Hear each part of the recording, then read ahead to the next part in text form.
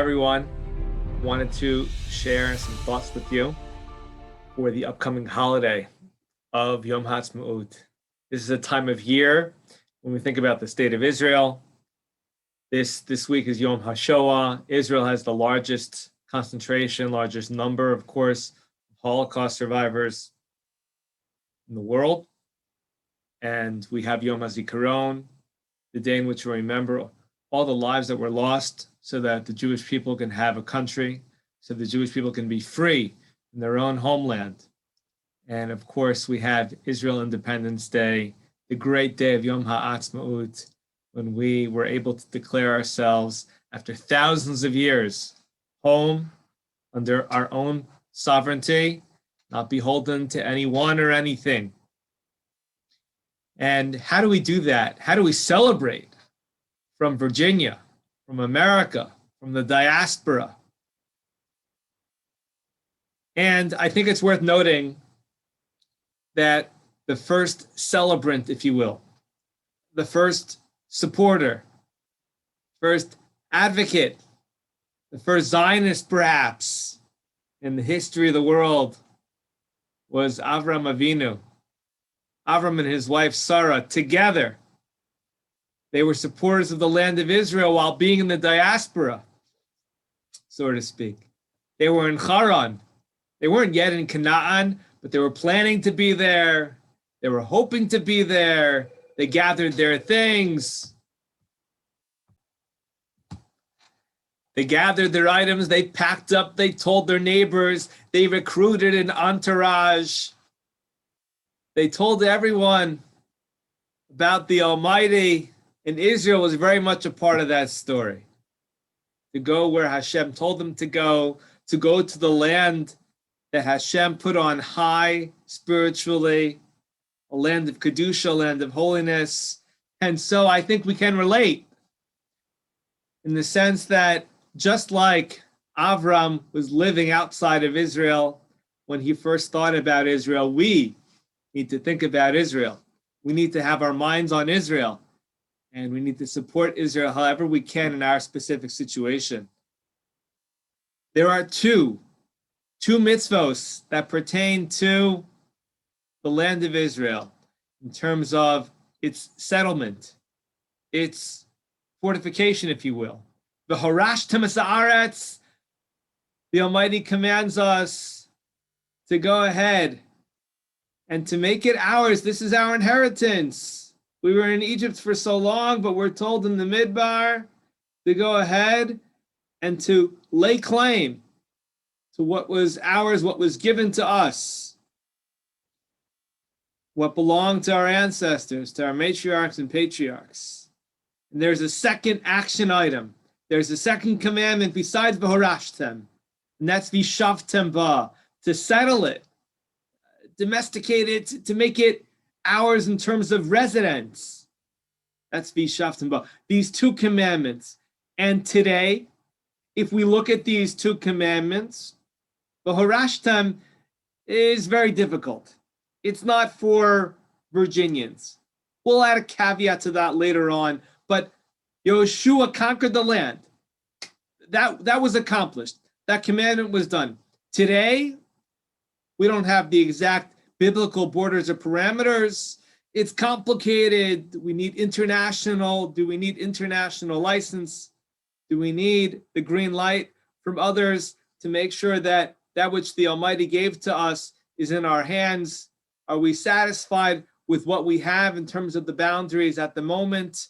Israel's still a very young country. This is still new for us after thousands of years, so many generations, so many centuries. But what we can do, according to more opinions, according to the majority opinion, in today's day and age, and even to some extent, according to some in the diaspora, we can fulfill this second commandment, v'shavtem ba, to settle it, to live in it. And how can we do that all the way from Virginia? The Gemara in Shabbos, the Gemara tells us that there is one exception. There is one act of business that a person can go ahead and perform on Shabbos. Shabbos is a day of rest. Shabbos is a day when business is forbidden, when transactions and commerce are not allowed. We have to rest, but there's one exception, an extraordinary exception, incredible exception, a halakhic exception that we can celebrate and think about in honor of Yom Haatzmaut. And that is, if we purchase land, Jewish land that is in Israel, in biblical Israel, we can go ahead and sign those documents and purchase it from a non-Jew, doesn't have the ancestral ties to this land, and we can fulfill the mitzvah of owning this land even on Shabbos, which is a wild concept. And Tosfos, and for our purposes today, Tosfos and the Rambam, the Maimonides, these opinions from the Middle Ages, the majority opinion says, you know what? The mitzvah that the Gemara is talking about here in terms of being allowed to purchase real estate on Shabbos in Israel and to go ahead and do that business, this teaches us that the mitzvah of owning land in Israel is to own it, not to necessarily live on it. If you own this land, if you conduct this purchase, even though you're not living in it, maybe you're giving it to somebody else, maybe you're renting it out. So owning this land is still fulfillment of Yishavtem ba, of settling the land. It is fulfilled through ownership, not through an act of constructing a house or living in a house in a domestic fashion. And so that can be done by a Jew anywhere in the world, assuming that the government allows foreigners to own land, wherever it is that we're talking about, so then that business can be done. Sometimes it can be done today over a computer. And we can go ahead and fulfill the mitzvah of Yishavtem ba here from Richmond, Virginia, and purchase that land, fulfill one of these difficult commandments that for most of Jewish history, for the last 2,000 years was not possible. There is a dissenting opinion. There's an opinion of the Rivash in the 15th century, and the Rivash maintains, in his opinion, I should say the Rashbash. So there is an opinion of the Rashbash, and he says that it's not true. The mitzvah is to own it and to live in it. What's the purpose of owning it unless you live in it? So we have to acknowledge the opinion of the Rashbash. But he does say it's a heksher mitzvah, because if you own it, there's a higher likelihood that a person will live in that which he owns, in which case he still views it as a very positive act, something called the heksher mitzvah, which is not the mitzvah itself, but the initial stages of the mitzvah, or the preparation for the mitzvah, something that is still seen, that is still halakhically recognized, because the eventuality is nearer in time. The opinion that I wanted to mention to you of the Rivash is he says that you can fulfill it as a Virginian, but you have to be there. How so? He says that anybody who walks, any Jew who walks in the land of their matriarchs and patriarchs and in the land of their ancestors, even as a tourist, even if it's only for a week or a month or a year in a temporary fashion, that walking in the Holy Land, in the Eretz HaKodesh, is a fulfillment on some level of Yishuv Haaretz, of fulfilling B'Shaftem ba, of settling the land of Israel. I wanted to close and mention to you the opinion of the Chida, who's more of a contemporary, in the 18th century, from the Azulai rabbinic dynasty, scion of that tree. And he says, and this is a minority opinion, but an amazing opinion.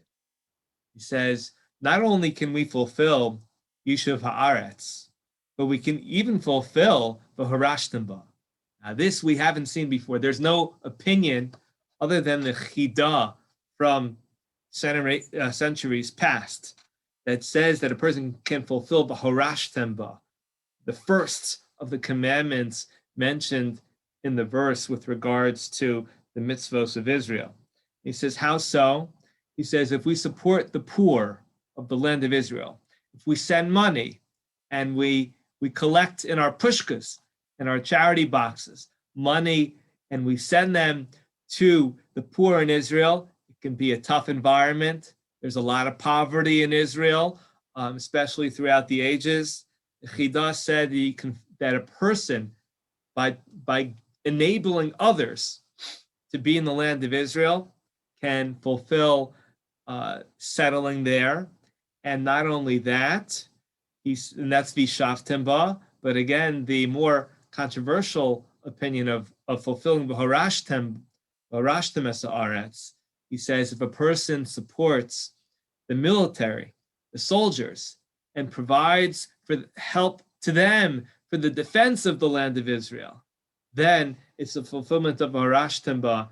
The conquest was done, but as we know, the conquest and the acquisition and going ahead and obtaining the land which was promised to us, that can be an ongoing challenge.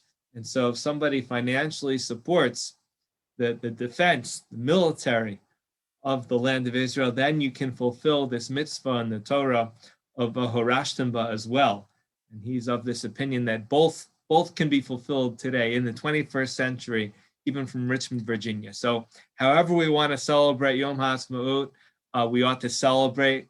We ought to thank the Almighty, whether a person says a full Hallel, person says a bracha on Hallel, whatever they do, just say thank you to the Almighty and to say psalms of praises for this opportunity that we have. When all generations passed, we're praying for this opportunity. The fact that we get to be there, we get to see it sprouting, we get to see it develop, we get to see the great miracle that is the Jewish communities in Israel, the state of Israel. We're so proud, and we are proud of our Zionism. We are proud of our support today for Eretz Yisrael, and we are excited to celebrate Yom Haatzmaut as a congregation.